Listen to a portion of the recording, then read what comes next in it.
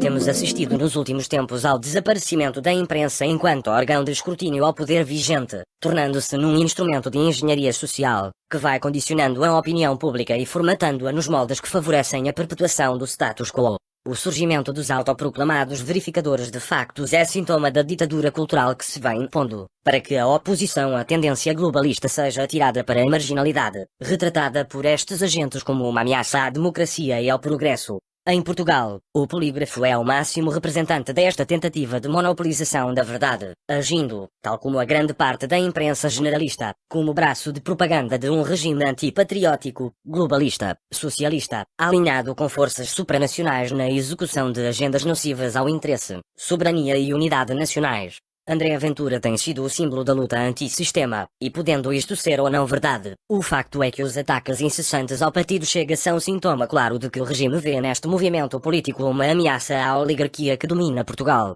O propósito deste vídeo não é propagandístico nem partidário, mas sim, a reposição da verdade, e para isso trago um exemplo de como os tais verificadores de fatos não verificam factos nenhuns, pelo contrário, distorcem-nos, enquadrando-os em narrativas que se pretendem reforçar. Este foi um artigo do Polígrafo que tentou fazer precisamente isto, mais um exemplo de militância política do Polígrafo, evidente pela contradição central da publicação, que é suposto ser uma checagem de factos e que revela, para lá de qualquer objeção, todo o seu viés. Ora vejamos. A publicação parte da seguinte questão: o que está em causa? Publicação no Facebook denuncia que André Ventura promove nazis a dirigentes do Chega, partido que lidera e pelo qual foi eleito deputado à Assembleia da República. Este conteúdo foi denunciado como sendo fake news e o Polígrafo, no âmbito do protocolo que mantém com o Facebook, procede a uma verificação de factos. A conclusão e verdicto são os seguintes. Verdadeiro. Em suma, o título da publicação desvia-se ligeiramente do princípio de objetividade e de rigor jornalísticos. Ex-membros de grupos neonazis são dirigentes do Chega é um título mais correto do que André Ventura promove nazis a dirigentes do Chega. Ora, não há desvios ligeiros de objetividade e rigor. O que há é verdade ou mentira, já que, sendo que a premissa central é André Ventura promove nazis à liderança do Chega, com o símbolo de verdadeiro na imagem do artigo, então a publicação é mentirosa, propagandística e autorrefutante, por definição. Primeiro porque esta apenas prova que existem pessoas que pertenceram a movimentos denominados neofascistas a juntar-se ao Chega, e nunca que André Ventura os promove, que é a premissa, provando até o seu contrário, que Ventura irá averiguar quem são estes membros e limpar o partido de qualquer extremista revolucionário. E segundo, porque nazis não existem. Podem existir simpatizantes do nacional-socialismo de Hitler, mas o nazismo foi um fenómeno e regime revolucionário que se circunscreveu a um intervalo temporal há muito passado. Esta publicação é um insulto à inteligência de qualquer um com pelo menos 2 dedos de testa, seja ou não apoiante ou simpatizante do Chega. Não deixa de ser fantástica a forma como a publicação deste novo Ministério da Verdade mente descaradamente, se autorrefuta no próprio artigo e mesmo assim decide publicar um fact-checking destes. É revelador da sua verdadeira intenção, que é a política, e da sua falta de amor à verdade. Depois disto não restam dúvidas quanto ao objetivo do Polígrafo, que é manipular, aproveitando-se da força da visualização rápida de manchetes, que apesar de contraditadas no próprio corpo do artigo, vão passando e impregnando mensagens, capitalizando no facto de a maioria das pessoas não se dar ao trabalho de escrutinar estas ditas verificações de factos, se quer clicar no artigo e lê-lo até ao fim. Se isto não é um crime, então, já estamos num estado avançado de ditadura de pensamento, em que tudo é aceite, porque toda a estratégia se torna válida quando o inimigo é tido como um diabo, contra quem todo o ataque é válido. E é assim, caros portugueses, que podemos perceber como o regime está em processo de autodefesa contra quaisquer movimentos que o possam ameaçar, pois não é normal que um partido que ainda é relativamente pequeno seja alvo de tanta atenção negativa por parte da imprensa, enquanto que os que comandam o país há 50 anos raras vezes são escrutinados no essencial, sendo apenas em questões acessórias, dando assim a impressão de pluralidade. Está na altura de abrirmos os olhos e repudiarmos veementemente toda e qualquer tentativa de monopolização da verdade. Ninguém tem o direito de se arrogar ao papel de dono da verdade, pois este é um elemento central que está presente em todas as ditaduras. Lutemos por mais diversidade de pensamento e respeito pela divergência. Eu sou o M, e cá estarei, a fazer o meu papel de cidadão jornalista, contribuindo para a pluralidade de pensamento numa sociedade onde a unificação da maquinaria jornalística com a partidária nos vai sentenciando ao desaparecimento, à pobreza e à adesão a projetos que não são democráticos, mas são impostos a partir de cima, sem que nós, o povo, tenhamos qualquer palavra a dizer. Deixo o apelo, façam o mesmo.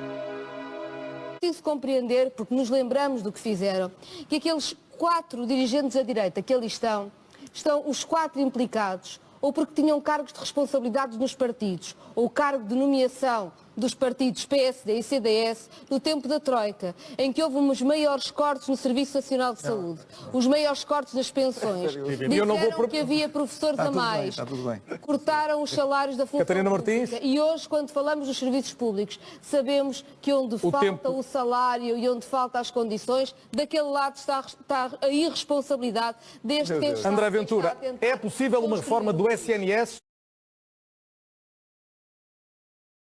Mais só responder, acho que quem ouvir a Catarina Martins pensa que fomos nós os 4 que aprovámos os últimos 6 orçamentos do Estado.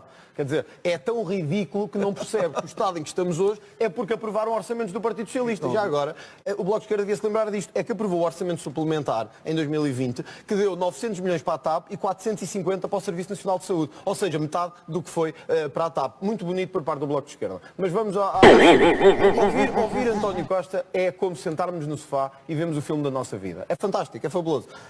Parece que não é o país em que 2 milhões de consultas foram adiadas. 2 milhões! Não foi 100 mil em 2000. 2 milhões de consultas adiadas. Meio milhão de cirurgias ficaram por fazer nos últimos 2 anos. Podem confirmar isto amanhã. Meio milhão de cirurgias ficaram por fazer.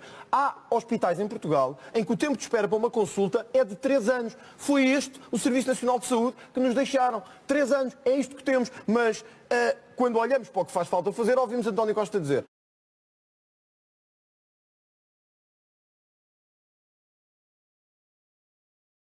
é preciso tornar atrativas as carreiras. Mas o que não pode acontecer é como acontece... Não se pode investir mais do que já se investe em termos percentuais do PIB no SNS? Pode-se investir mais e até o Chega propôs que se investisse mais no SNS.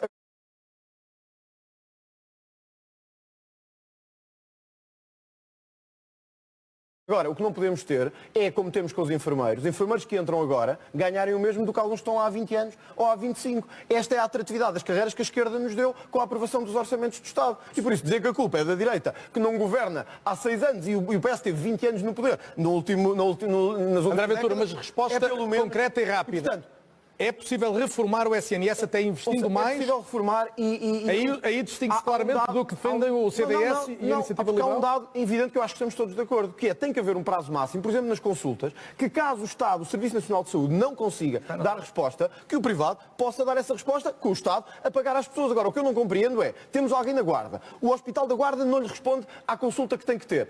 Por cegueira ideológica, dizemos morre em casa, em vez de poder ir ao privado e o Estado a pagar. Tem que avançar. Eu vou-lhe dar um exemplo, só para terminar.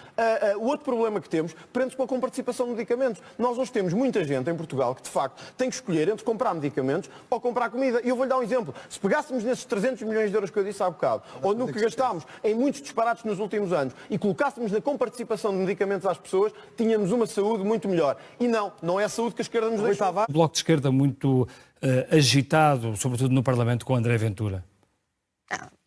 Bem, nós temos agora esta condição de termos um deputado no Parlamento que, como Quaresma disse, melhor do que ninguém, semeia o ódio entre os homens na sua ambição de subir. É uma coisa feia. Acresce, para além disso, que é um cobarde vigarista que vive dizendo que quer defender o português comum, enquanto na sua vida o que faz é tratar de offshore. Nós fazemos um combate pela democracia em Portugal, pelos direitos de quem trabalha, por uma justiça na economia.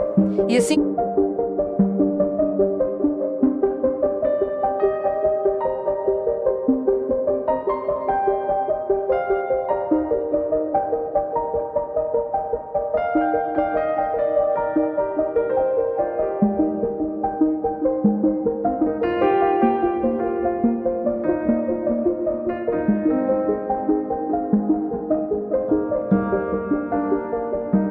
De facto, afirmações chocantes de uma senhora deputada chamada Mariana Mortágua, que aproveita as oportunidades que a comunicação social lhe concede para fazer acusações absolutamente gratuitas e meter a força em seara alheia como se fosse a nova dona disto tudo.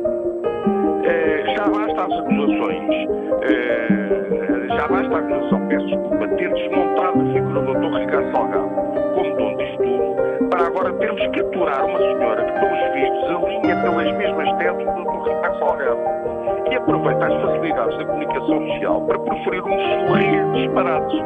É a altura das pessoas perceberem a importância excessiva que se dá a esta figura, que melhor faria se reduzisse de vez ao silêncio. Ele foi eliminado absolutamente de tudo. E, portanto, não é esta senhora que passa a vida a ter disparates daquilo que não sabe e que, pelos vistos, acha-se a nova dona disto tudo, que vem impunemente criticar o Ministério Público para as televisões. Quer dizer, não venham agora dizer que é um administrador, ou seja quem for, que não tem qualquer capacidade investigatória, conseguia aceder às contas do estrangeiro, para os investimentos financeiros, etc. Por isso é que eu não admito este tipo de acusações gratuitas da televisão, que ainda por cima põem em causa um trabalho, porque durante 6 anos foi no Ministério Público. Essa senhora devia ter vergonha e vier a desaparecer mesmo.